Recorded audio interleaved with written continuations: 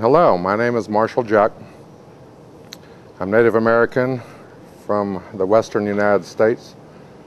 My affiliation, or my tribal affiliation, is with the Paiutes. My father was Paiute and my mother was Washoe. Our nations come around in the areas of Yosemite and Lake Tahoe. I come here just to share some information that we felt the need to share. It's what we call the Mother Earth language. And we're all looking for better ways to share information of how to start healing the Mother Earth and getting out of the destruction pattern. When I was a small child, I was grown up in an environment where the Native American people still lived off of the Mother Earth. What we mean by this is that we understood how to take and give back to this earth. How do the animals give to us, and how do we give back to the animals? How do we give back to the plants as they give their lives to us, along with the waters and everything else? There's a deep understanding that everything that lives upon this earth is an extension of what we understand as an extended family. The plant nation is a family that may be different from the human families, but they still are families. They still have what we understand as a heartbeat. They still have eyes and ears and a brain, but not as we understand it because of their form. But they still understand how to live. And that life form is what teaches us how to live amongst all of the plant nations. Along with the animal nations is that we understand that they have a job to do here on this earth, just like us humans. And so these are the teachings of what we call the Mother Earth teachings, is that we sit with the Mother Earth's vibration and we understand how to communicate with the plant nation, the animal nation, the water nations, everything that lives in water, everything lives in the sky, everything that gives us sunlight. Why does it give us sunlight? So it's a different kind of a science. It's not a science of words or discovery. We just know within our hearts how to take care of things. And so we were always taught never to destroy this earth, because this earth is what takes care of us. And so in essence, we were always taught in our Native American ways to offer healing to the Mother Earth wherever she needed healing, and she would respect our ways, our heart, if you will, and she would give her heart back to us. And so we understood that if we damaged her heart, say like for example, if we took the plant nation and we destroyed the hearts of the plants, there would be maybe a retribution in a way, because we dishonored that family. And it's just like what we are doing to ourselves in the human way, is when we destroy families, if you will, it's a little bit more exponential impact because of the human factor. But if you can relay that to what we are doing to the rest of the planet, is that if you can imagine the plant nation as humans, or the animal nations as humans, we would stop doing what we're doing to them, because they are families just like us. And so these are the ways of the Native American philosophies, or the Native American teachings, that derived from the Mother Earth teachings. And so the more we understand how the Mother Earth works, the more we are prepared to defend her, to stop the annihilation of all of these family units. Because we know they have a purpose here on this earth. They have a job to do just like we do. And when we interfere with their jobs and their mission statement, if you will, then we all suffer because of that. All they're asking for is a little recognition for their lives, just like us. They're looking for love, we're looking for love. Everything that is alive is looking for love. And so these are the bases of the Native American teachings, or what we call the Mother Earth teachings. We want to find that love. How do we give love back to the plants and the animals that give us everything freely? The Mother Earth does not accept a thing called money. She never has and never will. She gives everything to us freely. And so we honor that it's a gift that gives us strength, allows us to live upon this earth amongst all living things. So we create ceremonies. They're ceremonies of vibration. There's an old ancient teaching that came to the lands. It wasn't a teaching of words. It was a teaching of vibrations and frequencies. It was a language that had no words to it, just sounds and what we call in today's world crystalline energy or electrical kinetic energies, quantum energies, all of those put together in one form. And that one form is right here.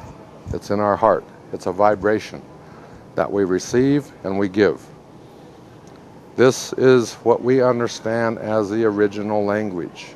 It was a language of heart to heart. Our heart to an animal's heart, or our heart to a plant's heart, or our heart to the water's heart, or the fish's heart, or whatever that living being is. It's heart to heart recognition that we recognize that we both have a life form. So as we go along understanding this phenomena, if you will, or this science, if you will, or whatever we want to call it, it's a heart energy. Pure heart energy. Has nothing to do with an ego mind, words, or conceptions, or preceptions. It's an actual heart energy. The vibrations in our heart is what heals any living thing that has ever been created. When we identify its heart, it identifies our heart, and we see where its heart is hurting or what it needs help with. Again, it's not a perception, it's a feeling. And so we look into the essence. Say, for example, if a tree is lacking water, we don't see that with our mind as words. We see this energy form that it is lacking this substance, H2O. And so we find in the soil, where is this water that it's seeking? And so we channel an energy field down to the water source. And we ask that energy of water come up to the roots and go up through that system to replenish what is needed in this particular tree. So there are many ways to understand this healing process, and one of the major things that we are doing around the world as indigenous people is to bring a love back to our hearts, so that love energy can reciprocate back out of us naturally, like a harmonic balance, if you will. So we're creating ceremonies to lessen the pain that's in our hearts. We are trying to get people to understand the more that we take away from our heart that doesn't belong there, the negative element, the more love our heart can exponentially resonate out here, like a ripple on a pond. And so what causes the pain and the suffering in our heart is the images that we receive through our eyes. If it's a negative energy, it goes directly to our heart. If we hear of something that's negative, that vibration of negativity goes right to our heart. The more we are influenced by the negative element, the more of that negative resonates from us. This is what we're trying to stop. As we see history progress in time, is that we are stuck in a revolving door. We create a pattern, and we call it the pattern of the seasons. What we do in the fall time to prepare for the winter, what we do in the winter to prepare for the spring, what we do in the springtime to prepare for summer, so on and so forth, is that we create a pattern of existence. There are certain things that we do every year repetitively. With the negative thoughts, when we carry this from one year to the next, the negative thoughts are always there to greet us, because that's what we've conditioned ourselves to do. So we're calling this breaking of the arrow, breaking our old habits, our old patterns of destruction, recreate a pattern of love energy. We identify if there's a negative form out there, we need to break that energy within our minds so that our hearts can truly receive that love. This is what we call karma. We understand that through the ancient ages is that in that first world of creation of our kind, the humankind, we can see where the karma developed and where it overlaid into the second world, the third world, and now into this fourth world. What we are trying to do is to stop this karmic overlay from going into this fifth world, this new golden age. And so this is what we're promoting out there right now, to release as much of this negative energy away from our minds, away from our hearts, so we don't carry it on into this next world. So it's very important that I think we all understand this, that we can do it, but we have to do it together in our own way. There is no right way or wrong way. The only way is for us to understand is that we need to relieve the negative issues within our body structure. The elders say it this way, is that if we have any conflict with creation, remove the conflict. If we have a conflict between our brothers or sisters or whatever else it is, remove that conflict. Simple as that. Very, very basic teachings, but it's very, very profound too, because if you can imagine, we have what, maybe 7 billion people on this planet right now, 6.5 to 7 billion people. If we can get all of those people to relieve themselves of this negative karma, if you will, the negative thoughts, of how powerful that would be. We would eliminate wars, we would eliminate poverty, we would eliminate our need for fossil fuels, on and on and on and on. So if you can imagine, by just us as an individual releasing all of those fears, especially with the women, the enslavement processes that happened to them over the years, on and on and on. Find a way to release that negative energy out of your body, out of your soul, and then your heart will begin to grow with love. You know, that negative element is like a net over our heart. We need to dissolve that net. Let it go to its place, get it off of this planet so it doesn't return again.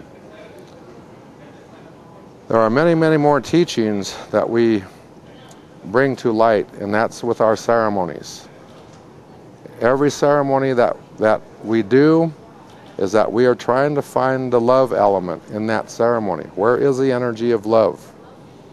So collectively, looking at the people coming to our ceremonies, we can look at the chakra systems, we can look at the ley lines and whatever they're bringing into that ceremony, and where we're asking the ancestors, all of our ancestors, collectively working with each other to find a common denominator of that love. How can we bring this energy together for every individual that comes to the ceremony, provide an energy field, working with crystals or working with a medicine wheel, working with sacred dances or whatever, is that we look around, try to find the energy fields, bring it in, and distribute it to the people that's in the ceremonies. Distribute out that love so that they can release their negative element in the fires of the ceremony, if you will, or whatever avenue that we've provided for them to do that. So every ceremony that we produce is a ceremony of love. That's the main factor. A small explanation of the ceremonies that we produce, of how the energy is produced. Say, for example, this feather here. Okay, to a lot of people, it's just a dead bird's feather that we put on